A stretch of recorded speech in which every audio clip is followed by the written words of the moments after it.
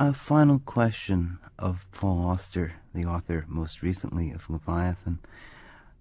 Recently I was reading a novel that used the word tenderness and then went on to say, a funny word, but I am interested in it. And it seemed as if, in a way, The Invention of Solitude and all these books since have an undertow of tenderness about them that doesn't exactly reach the surface, but has something to do with their diligence, the diligence of narrative pursuit.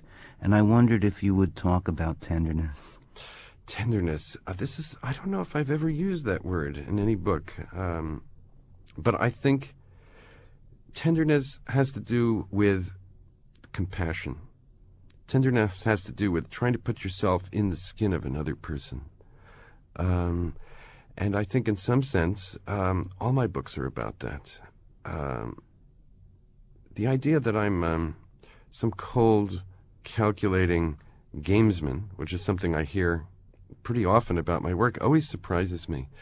Because every book that I write has come out of great emotional turmoil and is all about basically feeling of one sort or another. It's not to say ideas don't exist in the books. There isn't a structure, but it's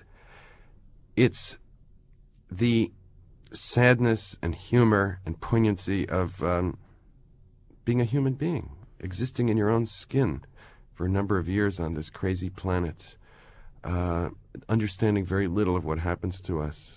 This is what the books are about. So, yeah, tenderness. I would vote for that word. Well, you see, it's funny because when I listen to, for instance, the music of Satie, no matter how formal or those phrases as in Vexations that he has the pianist repeat for at least 48 hours, there is, at least to my mind, a virtue in saying exactly what you mean and not another thing. Mm-hmm. And that in the absence of decoration, or in Satie, a gesture toward decoration, but which does not include decorativeness, there's a kind of, I would say, tenderness. It's aligned, as many people don't think, to loneliness. And, it is something like, as you say, an abstract feeling of empathy Mm-hmm. for other people and things around you. It may not include an experience of those things, but it is designed to gesture toward the willingness or the understanding that others have these experiences.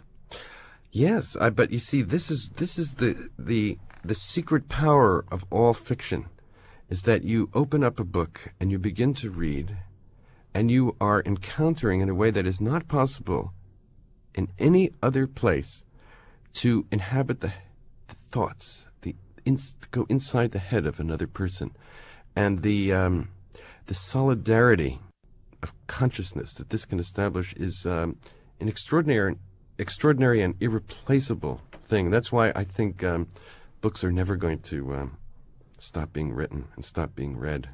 No other art form can do what they do.